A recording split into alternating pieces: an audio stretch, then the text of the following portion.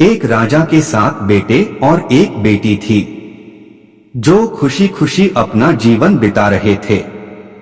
7 भाई बहनों में एकलौती छोटी बहन बहुत ही शांत स्वभाव, आज्ञाकारी एवं संस्कारी थी। उनमें सबसे बड़े भाई का विवाह हो चुका था। 7 भाइयों में सबसे छोटा भाई एक आंख से अंधा था। छोटे भाई के दिल में अपनी इकलौती बहन के लिए बड़ा प्यार एवं लगाव था। एक दिन बड़े राजकुमार अपनी पत्नी और अपने छोटे भाइयों को साथ लेकर अपने खेतों में काम करने चले गए। चूंकि उस जमाने में खेती बाड़ी आपसी सहयोग से हुआ करते थे, सभी लोग खेतों में काम करने जाने से पहले अपनी छोटी बहन को खाना बनाने का आदेश देकर घर से निकलते हैं। 7 राजकुमार की बहन अकेले घर पर खुशी खुशी सबके लिए खाना बनाने के लिए जंगल से साग को तोड़ कर लाती है और बड़े प्यार से साग को काटने लगती है। इसी दौरान वह अपनी उंगली भी काट बैठती है और रक्त की एक तेज धार निकलने लगती है, जिससे उसका पूरा हाथ खून खून हो जाता है। तब राजकुमारी सोचने लगती है कि क्या करूं? अगर घर के दीवार में खून को पोंछूंगी तो भैया लोग देख लेंगे और चिंता करेंगे, और यदि अपने कपड़े में पोंछूंगी तो भाभी खून लगा कपड़ा देखकर खाना नहीं खाएंगी। राजकुमारी इस डर से साग में सारा खून को पोंछकर खून को बहने से रोकती है। फिर इसी खून लगे साग को बनाती है। जब उसके सारे भाई और भाभी अपने खेतों से लौटते हैं तो छोटी बहन हमेशा की तरह सभी के लिए साफ थाली में खाना और मिट्टी के लोटे में पीने के लिए पानी देती है, और सभी एक साथ खाना खाते हैं और पके हुए साग को खाकर खाने की जमकर तारीफ करते हैं। और वे सब अपनी बहन से पूछते हैं कि बहन, तुम्हारे द्वारा बनाया हुआ यह साग बहुत बार खाए हैं, परंतु आज का बना साग का स्वाद बहुत ही अद्भुत लगा। बताओ ना, कैसे और क्या क्या मिलाकर इतना स्वादिष्ट साग बनाई हो? पहले तो राजकुमारी डर से सहम गई कि कहीं भाइयों को पता न चल जाए कि मेरे हाथ की उंगली कट गई है। फिर वह थोड़ा सोचकर बोलती है कि कुछ नहीं भैया, हमेशा की तरह साग पकाती हूँ, वैसे ही तो बनाई हूँ। राजकुमारी अगले दिन 7 भाइयों के अनुरोध पर फिर से एक बार वही साग बनाती है, परंतु भाइयों को पिछले दिन के जैसा स्वाद नहीं मिलता। फिर ऐसा ही अनुरोध 3-4 बार हुआ, लेकिन खून लगे साग का स्वाद उनके मनमस्तिष्क से उतर ही नहीं रहा था। असलियत जानने की जिज्ञासावश 7 भाई और भाभी ने उससे उस दिन के खाना बनाने का तरीका जानने का जिद करने लगे। मजबूरन राजकुमारी को सारी घटना बतानी पड़ी। सच्चाई मालूम होने पर 5वां भाई, जो बहुत ही लालची किस्म का था, उसने बाकी भाइयों से कहा कि बहन का खून इतना स्वादिष्ट लगा तो इसका मांस कितना स्वादिष्ट होगा। यह बोलकर सभी भाइयों के बीच चर्चा करने लगता है। सबसे छोटे भाई को छोड़कर बाकी भाइयों ने राजकुमारी को मारकर उसका मांस खाने को राजी हो गए थे।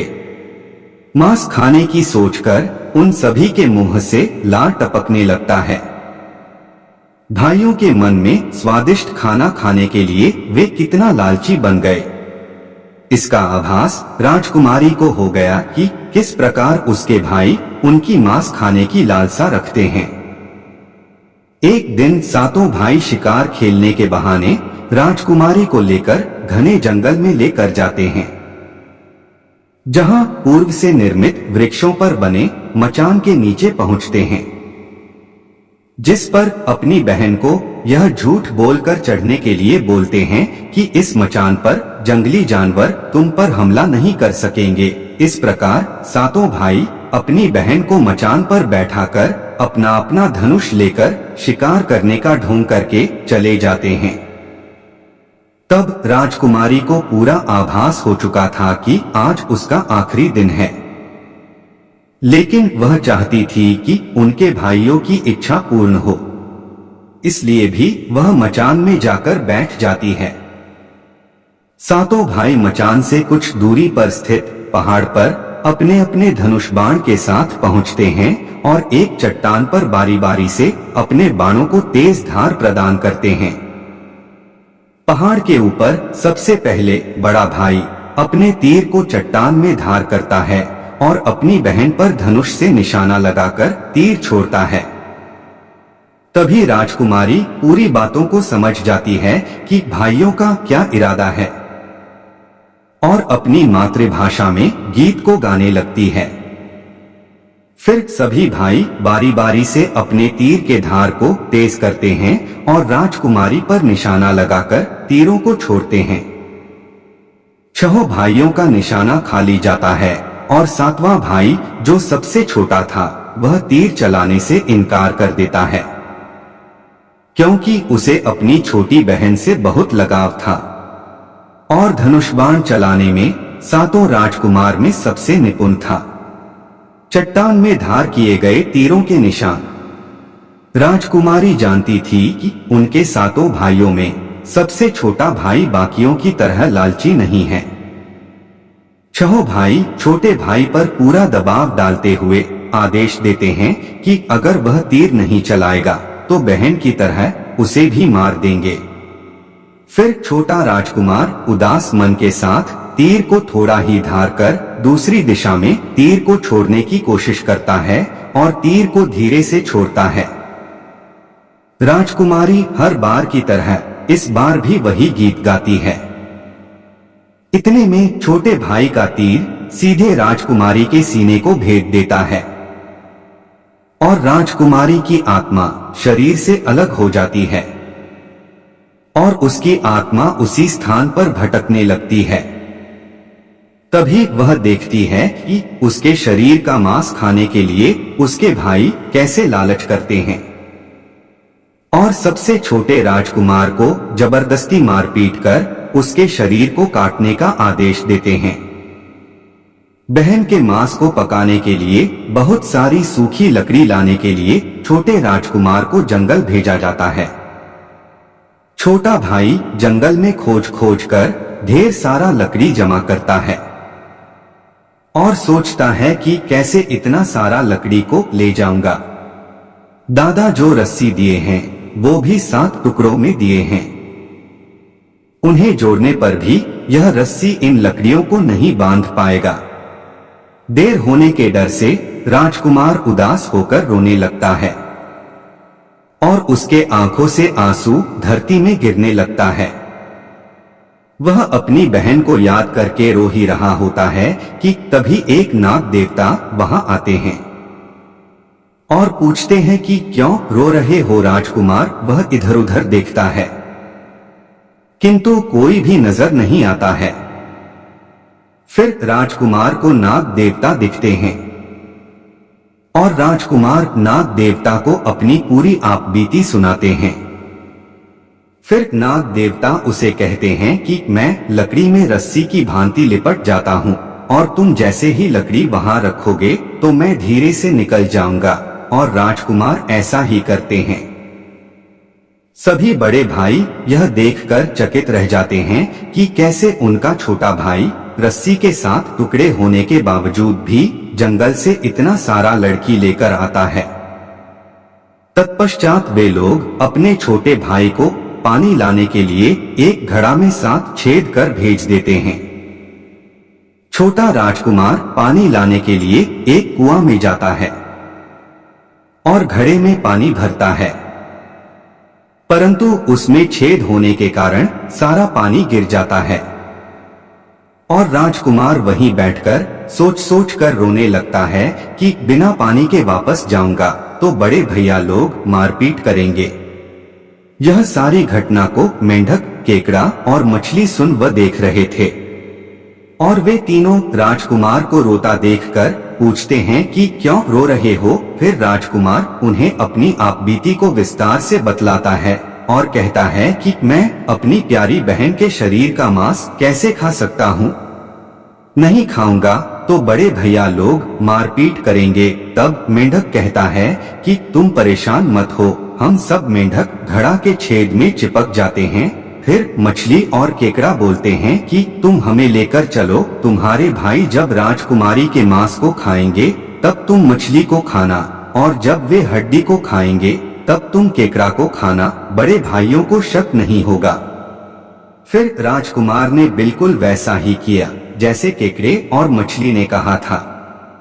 रात को जब राजकुमारी का पका हुआ मांस खाने को परोसा गया, तब बड़े भाइयों से छुपाकर वह मांस को दीमक के टिल्हे में डाल देता है, और समय बीतने पर वहां बांस का एक बड़ा झुंड उगता है। इस घटना के वर्षों बाद एक भीख मांगने वाला जोगी उसी बांसौदा के पास से गुजर रहा था, और वह सुंदर सुंदर बांस के बुदा को देखकर सोचता है कि अगर इतने सुंदर बांस से बांसुरी बनाया जाए तो कितना सुरीला धुन निकलेगा। उसी क्षण बांस से आवाज आती है। जोगी फिर भी बांस को काटता है। जोगी इसी उद्देश्य से एक मोटा बांस का टुकड़ा काट कर ले जाता है कि इस बांस का आवाज इतना सुंदर है, यदि बांसुरी बनाएंगे तो कितना मधुर आवाज निकलेगा। और जोगी इस बांस से एक सुंदर बांसुरी का निर्माण करता है।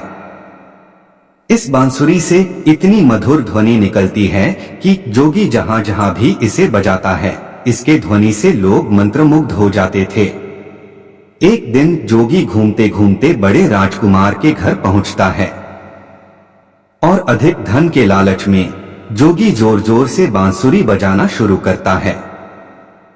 परंतु इस बार बांसुरी का मीठा सुरीला स्वर कर्कश हो जाता है, और जब भी जोगी कुछ नया धुन बजाने की कोशिश करता है, बार बार एक ही धुन निकलता है। बार बार यही धुन निकलने पर बड़ा राजकुमार मारपीट कर जोगी को अपने घर से भगा देता है।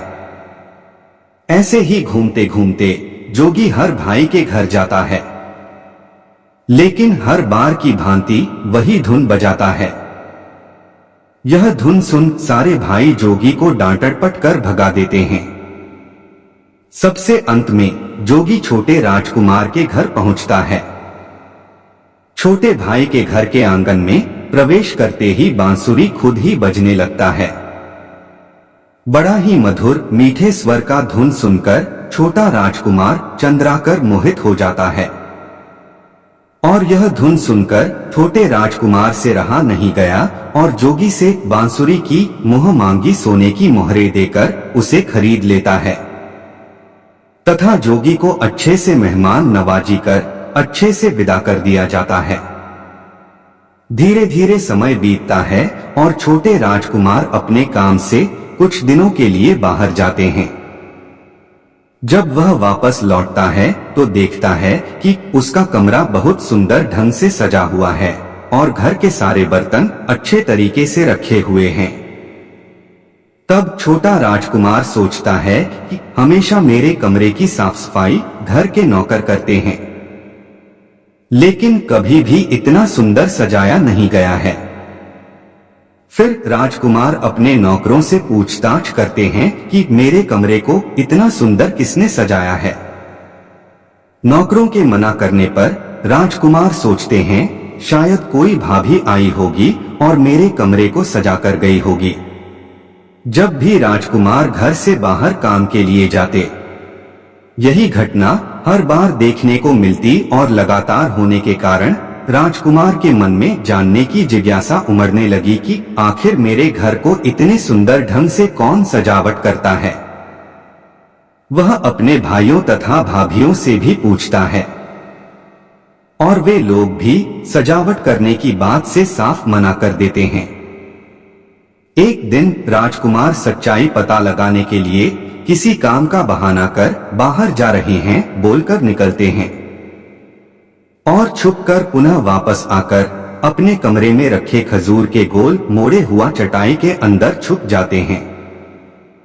कुछ समय इंतजार के बाद राजकुमार देखते हैं कि एक खूबसूरत सी लड़की बांसुरी से निकलकर कमरे के अंदर आती है और सारे कमरे की साफ सफाई कर वापस उसी बांसुरी में समा जाती है। यह देख राजकुमार की आंखें खुली की खुली रह जाती है। क्योंकि उस लड़की की शक्ल राजकुमार की छोटी बहन के जैसी ही होती है। राजकुमार अगले दिन फिर से एक बार उसी प्रकार छुप जाते हैं और जैसे ही वह सुंदर लड़की पूरे कमरे की साफ सफाई का काम खत्म कर वापस बांसुरी में जाने वाली होती है, तब छोटे राजकुमार उस लड़की का हाथ पकड़ लेते हैं और तुरंत बांसुरी को जला देते हैं, जिसके बाद वह लड़की हमेशा के लिए मानव रूप में परिवर्तित हो जाती है और दोनों भाई बहन खुशी खुशी अपना जीवन जीते हैं। आज भी हर गांव में आषाढ़ी पूजा के दिन बकरा कटता है और पूरे गांव के घरों में प्रसाद स्वरूप बकरा का मांस खाया जाता है और सतबैनी नामक पूजा स्थान पर वहीं सांप को चढ़ाया जाता है। दोस्तों, वीडियो पसंद आई हो तो वीडियो को लाइक, चैनल को सब्सक्राइब करें और कमेंट बॉक्स में जय श्री राधे जरूर लिखें।